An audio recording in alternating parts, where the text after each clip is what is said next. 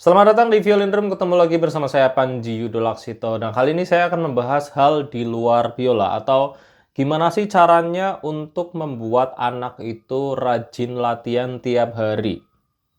Nah, mungkin kita sebagai orang tua bingung ya, gimana ya caranya anaknya udah les tapi kok latihannya nggak rutin atau susah banget untuk latihan. Nah, di sini saya sudut pandangnya bukan dari guru biola, tapi saya akan mengambil sudut pandang dari orang tua siswa atau orang tua yang anaknya les. Selama 2 bulan saya sudah nyoba-nyoba eksperimen ya, jadi ini untuk anak saya sendiri. Anak saya yang kecil itu belajar piano, yang gede itu belajar gitar. Kenapa saya ambil sampelnya di piano dan gitar? Karena kalau saya ngambil sampelnya itu di biola, nanti saya berpikirnya saya adalah guru biola gitu. Nah, ketika saya ambil sampelnya itu di piano dan gitar, maka saya netral. Saya sama anak saya itu kedudukannya sama. Jadi nggak ada, saya ada pikiran, wah saya ini guru biola gitu, nggak ada. Nah, tadinya anak saya memang udah belajar lama ya, tapi kok kadang latihannya nggak rutin atau susah banget untuk diajak latihan. Dulu sebelum saya menerapin cara ini, saya modelnya menyuruh ya, nyuruh. Latihan dong, latihan. Kadang mau tapi terpaksa. Yang kecil kadang menolak. Menolaknya itu, oh nggak mau, saya nggak mau latihan, nggak mau, nggak mau. Nah, setelah saya mempelajari buku tentang psikologi anak, ternyata ada beberapa hal baru yang saya terapkan di sini. Jadi pertama kita harus membangun habit-nya dulu. Habit-nya itu adalah latihan setiap hari 20-30 menit. Nggak usah banyak-banyak. Kenapa? Karena anak itu mungkin bisa capek ketika latihan, sekali latihan 1 jam, 2 jam, bisa capek. Dan bahkan besoknya, aduh nggak mau latihan lagi karena capek gitu. Nah, saya membangun habit ini itu benar-benar setiap hari. Mungkin kalau misalkan kosong ya itu hari Minggu, tapi kalau hari Minggu pas lagi nggak ada acara apa-apa, itu hajar terus. Nah, kenapa habit ini perlu? Karena ketika mereka udah terbiasa melakukan latihan musik, katakanlah di jam setengah 8 malam sampai jam 8, dilakukan terus selama 30 hari, kesananya itu akan menjadi hal yang wajar, kayak kita tiap hari berangkat sekolah gitu. Tapi memang membangun habit-nya ini agak sulit. Gimana caranya kita bisa ngerutinkan si anak ini untuk berlatih musik setiap hari di jam yang sama? Ya, kalau misalnya geser-geser pun ya setengah 8 jadi jam 8 gitulah. Tapi gimana sih caranya? Tahap pertama, kita harus masuk di kehidupannya atau apa yang disuka mereka. Anak saya yang paling kecil itu suka banget dengan boneka. Pertama, anak saya yang paling kecil suka banget mendengarkan cerita. Hal pertama saya mengajak dia latihan itu bukan latihan. Jadi, kita kumpulin beberapa boneka, lalu saya bawa ke ruang piano. Ayo kita main boneka di ruang piano yuk gitu. Jadi awalnya kita nggak latihan. Awalnya cuma jejer-jejerin boneka, terus habis itu eh, cerita. Cerita ke sana kemari itu memakan waktu 1 jam. Mungkin main pianonya itu mungkin sekitar 15 menit kali. Sisanya cerita sama lucu-lucuan sama mainin boneka. Nah, tapi di situ ada tools yang kepencet tuh hari itu. Oke, tadi hari pertama bonekanya banyak. Hari kedua dia nambah bawa boneka lebih banyak lagi. Dia pengen eh ini sih ini harus ada temennya, si ini harus ada temennya. Oke. Hari kedua dia membawa boneka yang lebih banyak. Oke, nggak masalah. Terus tapi mulai main. Jadi nanti ada ceritanya, oh si Bani pengen denger kamu main lagu ini dong. Ya, terus nanti oh si ini. Jadi terus mengarang cerita seolah-olah si boneka ini ingin bermain musik bersama gitu. Nah, terus berjalan sampai makin hari bonekanya tuh makin dikit.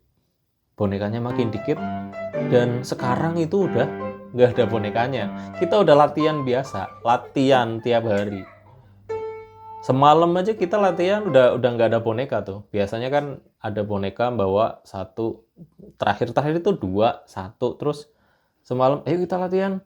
Ya dia udah oke, udah latihan aja. Nah, memang selama 30 hari, orang tua itu harus menjadi teman. Karena kita nggak bisa hanya memerintah aja ternyata. Teman dia berlatih, teman dia bermain gitu. Nah, apakah si orang tua ini harus jago main? Enggak juga sebenarnya. Jadi, kalau misal masih di tahap-tahap basic itu kan ya kita sebagai orang tua juga paham lah ya. Oh ini do, oh ini. Paling tidak yang masih tahap gampang-gampang itu kita masih bisa lah. Dan membangun habit itu kan dari yang gampang-gampang dulu. Nanti begitu yang udah susah-susah, dia udah mulai nanti suatu saat dia udah mulai kebentuk sendiri tuh latihan tiap harinya. Jadi itu latihan tiap hari, paling enggak orang tua harus terlibat di dalamnya sih. Karena kalau enggak, jatuhnya nanti hanya sebuah perintah yang memang anak melakukan karena perintah gitu. Tapi kalau yang saya lakukan selama 30 hari ini, bukan perintah awalnya. Kita ayo main bareng, bermain bersama. Dan kalau misalkan orang tua yang nggak bisa main musik pun, caranya bisa dengan cara, ibu tolong diajari ini dong, gimana caranya? Oh, ayah pengen tahu dong ini apa sih gitu. Jadi pingin tahu bersama. Jadi bukan memerintah. Kalau memerintah dia cuma mainin aja, nah, habis itu udah selesai gitu. Tapi ini lebih dari itu dan mungkin ini adalah salah satu momen sebagai pendekatan juga antara orang tua dan anak. Karena kan ya anak itu kan pagi sekolah, terus orang tua kadang bekerja, nanti sore baru di rumah, habis maghrib kadang pada main handphone sendiri. Nah itu kadang antara orang tua dan anak itu tidak pernah ada titik temu yang mereka bermain bersama. Nah mungkin dalam bermusik ini kita bisa meluangkan waktu 20-30 menit itu untuk membangun hubungan yang lebih intens dengan anak-anak kita. Daripada malam-malam kumpul tapi pada megang handphone sendiri-sendiri dan mereka satu ruangan tapi terpisah. Jadi ya menurut saya belajar musik itu manfaatnya banyak ya, bukan hanya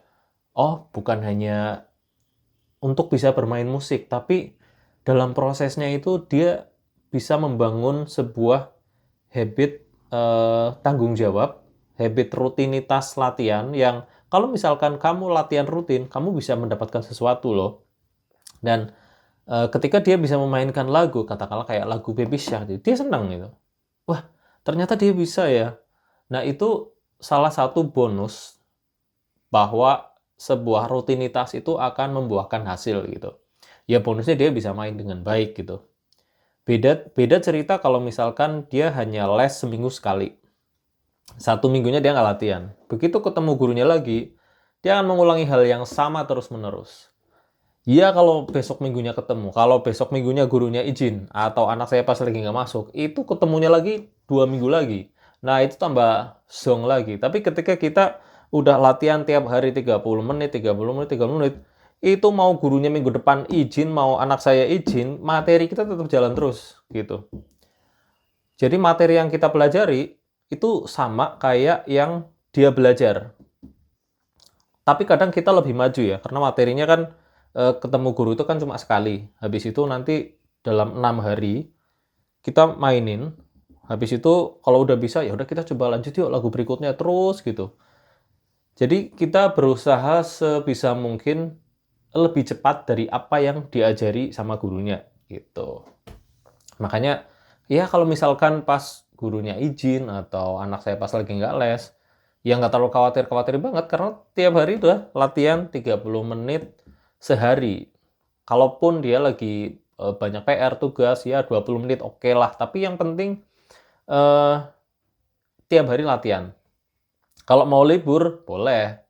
Ya seminggu sekali aja nggak apa-apa. Tapi di luar itu harus latihan. Nah kalau udah terbentuk selama 30 hari seperti itu, ketika dia nggak latihan, dia akan rasa aneh sendiri. Oh, hari ini kok belum main musik ya? Nah, itu. Itu adalah salah satu cara yang tadinya anak saya bener-bener nggak mau latihan.